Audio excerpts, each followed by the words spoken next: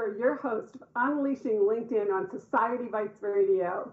I help entrepreneurs, business owners, and service professionals get out of the LinkedIn with witness protection program so they can book 2 to 10 appointments a week with their ideal prospects and referral partners using LinkedIn. And today I am delighted to welcome my friend, my guest, and handwriting expert, Misty Cogdill. I think I got that right. Misty's been studying handwriting analysis since 2011.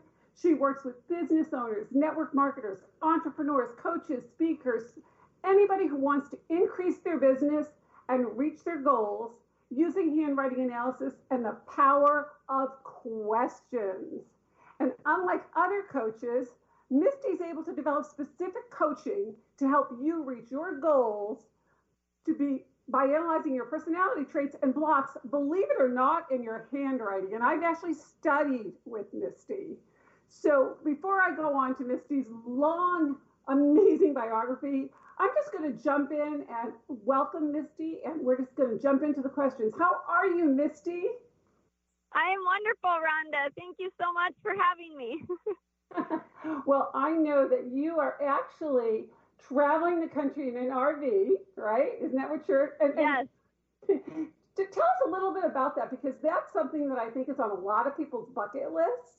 And I know your background was that you were probably one of the top realtors in Minnesota, and then you completely switched, and now you're living your dream. Tell us a little bit about what's going on with you. Yeah, so I was in California, and I had always wanted to purchase an RV and travel across the country, but I kept waiting for, I had a friend do it in 2013 with her newly husband. So I was like, okay, well, when I meet Mr. Perfect, then I'll do that. And it's now 2020, and I'm like, all right, I'm done waiting. I'm just going to go do it by myself, and maybe I'll find him along the way. But no, I wanted to travel with my business. I wanted to get out there. My main goal was to share the difference with handwriting, the difference that handwriting makes, and go out there and reach as many people as possible. And obviously traveling in an RV, you know, I'm showing women that because I get a lot of strange looks when I pull up to a gas station by myself. You know, at first when I was doing this alone, and then I was like, okay, well, hey, if I can do it, other women can do it too, you know. So I'm trying to inspire that. And I've actually got a friend of mine who is going to be buying an RV and doing the same thing because of I inspired her to do it. So I thought that was great. But So with the handwriting, it's yes, a movement for women to empower them that they can go out there and live their dreams. That is so incredibly awesome. Now, I know you have a very interesting story about how I know you studied handwriting for about 8 years, and that you have the ability to really look at somebody's handwriting, and you can actually see where they're blocked and show them specifically how to change their handwriting so they can get different results. In fact, I did it with you, and I had amazing results. But I think what people would love to know is your very, very interesting story about how this has changed your life and why you're doing it. Yeah, great question. So how I discovered it and what got me into it was I was married in my 20s to a great guy. It just didn't work out. And my last name, when I changed my last name, it took about a year. And I went from Misty Cogdill to Misty Cook. And I noticed a huge personality shift in who I was as a person. You know, everybody had said I had changed. And I'm like, I know, but I don't know why. I didn't have a rule book. Nobody explained to me that I was going to experience life differently by changing my signature and signing a new last name. So it took me, I was 5 years, 6 years in the dark, not having any answers. And then, you know, ended up getting divorced and got my maiden name back, and I got my old personality back. And I went, whoa, what happened? I need to go back and figure this out. And when I went back and figured it out, put the pieces of the puzzle together, it was when I changed my last name. But it was like a slow leak in a bag, you know, it just drip, drip, drip. And then within a year, I had noticed that I was very different. So obviously you think that life just happens and you just change. Well, I was like, no, something happened that caused me to change. And, when you realize it takes about 3 months for the neurological patterns in your brain to shift, but if you're not paying attention to it, then typically it's about a year for you to really recognize the difference with the handwriting changes. So from that point forward, I've been fascinated with handwriting. I started getting all kinds of books and reading up on it, doing my own experiments with it, and then, learning the best way to write each letter and how it shifts your thinking. My grandma was abused, and her abuse actually showed up in her handwriting. And she, with the name Betty, she had loops in her T's, and she was doing the crossbar. Well, with my name being Misty, I was doing the exact same thing. So I was taking on generational patterns that weren't serving me very well. I was not abused, but I took on those thought patterns and started to experience negative experiences. So when I changed my handwriting and, changed the way I wrote my T specifically, I always recommend cross your T's on top no matter what and don't put loops in them. I'd actually experienced life differently, and I didn't have those negative self-sabotages that were showing up anymore. That's absolutely amazing. And I know you've shared with me, there's some people that might think, wow, this is a little bit woo-woo, this is a little bit out there. But didn't Steve Jobs actually talk about this very same thing? Yes, Steve Jobs actually studied handwriting for over 20 years. And you can look him up on YouTube. In 2005, he gave a talk at Stanford University, and he talked about the benefits of handwriting. Wow. So what happens when somebody either changes their last name or they decide that, I have these blocks, I want something different, because I know you have a lot of success stories. What happens when somebody changes their handwriting? Because I have a feeling that the people that are listening are hearing this for the very first time. So tell us a little bit about it. Yeah, so each letter that is in your name actually carries a specific pattern and thought pattern with it. So when you change your name, like I went from Misty Cogdill to Misty Cook, obviously I changed the letters that were in my name, and that formed different thought patterns. So I was actually thinking differently. It was actually causing different thinking.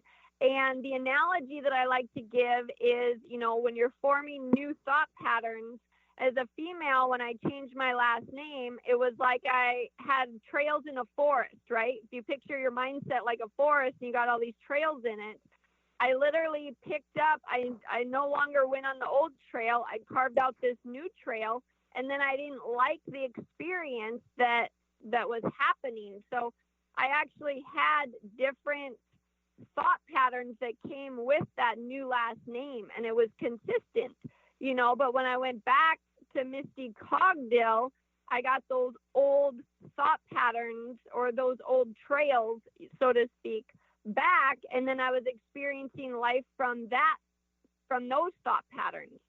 So it's literally your experience of life. So if somebody doesn't change their name, I know, in fact, you told me a couple of success stories, and I did your LinkedIn profile, so I got to hear almost all of your success stories that were, up until the point that I did it, and there's been so many more since then. But what if somebody isn't going to change their last name? Can you tell us a couple of stories of people that had blocks? You don't mention names, but, a couple of people that had blocks, and what the kind of suggestions that you made, because I know even for me, with my last name being S, the way that I was writing the letter S wasn't serving me. And you gave me some very specific suggestions on how to change them. So can you share a couple of stories? Because I think if people hear this, they'll get super inspired to say, wow, maybe it's just as simple as learning what I need to change so that what I don't want in my life can change. Right, exactly. So I had one client, I won't say his name, but he was writing the big bubble A, and he was writing what I call the backwards D, and the figure 8S, and he was earning $8 million a year, which obviously is very good. And then I started working with him, and within 3 months of changing his handwriting through my specific advice of saying, hey, you need to change this and this and this, and kind of coached him on all of his handwriting and where his limits were at. Within 3 months, he went from earning $8 million to $12 million. And he goes, the only thing that I did was change my handwriting. So he's like, this is proof that it unlocked his true potential and allowed him to advance further with what he was doing and where he can actually go and what his capabilities really are. So your gift, Misty, is you can look at somebody's handwriting, listen to where they want to go and, what their blocks are. And from looking at their handwriting, actually tell them specifically what to change. And then do they need to do this every day for a specific period of time? How does it typically work? Because we know it takes 21 days to change a habit, but this is different. So, how do you advise your clients so that they can get results like this gentleman did? Yeah, so I have you send in a sample in my coaching program. I have you send in a sample of your handwriting every day during the week. And then I'm able to see, and I've got videos on Teachable. So I've got my whole course curriculum that you can watch the videos and learn and do the exercise. And then from there, I'm constantly looking. You're watching the videos, learning how to do it differently, but it takes 3 months for the neurological patterns in your brain to actually shift. So the program is 12 weeks, and we go over, the power questions as well. But it's giving you guidance, seeing how you're writing it, and then giving you tips on correcting it and doing it in the most beneficial way that's going to serve you. And then I always tell all my clients, write each letter as if you were going to receive $1 million for it. Literally pay attention. Cool. That is so cool. So I'm sure this is a question that people have. What happens if after the 3 months, because typically we and me, right? My closet. One day it was immaculate, right? And then over a period of time, I went back to my old habit, which was I didn't keep it, as organized as it was. So what happens if somebody doesn't continue to write the way that you've showed them? Do the old habits reverse? Do the blocks come back? If you continue to write in the old way again, then yes, they can, because I've literally watched clients start to open up and start to have things unfold. And then they're like, oh my gosh, this is awesome. And then they think, oh, it wasn't the handwriting. And they go back to writing the old way. And then they're like, hey, what happened? Everything was flowing very smoothly and well. And then it just kind of started to disappear. And I'm like, well, did you change your handwriting? And then they're like, yeah. And I'm like, well, then there you go. There's your results. Cause and effect. When you change your handwriting, you will change your results. So here's a question that I would like to know, and I'm sure our listeners would too. What can you tell about somebody from their signature? I know that for me, I look at a LinkedIn profile and I can look and tell you so many things about somebody just from extracting what I see on their profile. And the same thing with face reading. But when you look at somebody's signature, and I know I've seen you do this, I have seen you nail somebody by simply looking at the way they sign their name. What can you tell about somebody from the way that they write their signature?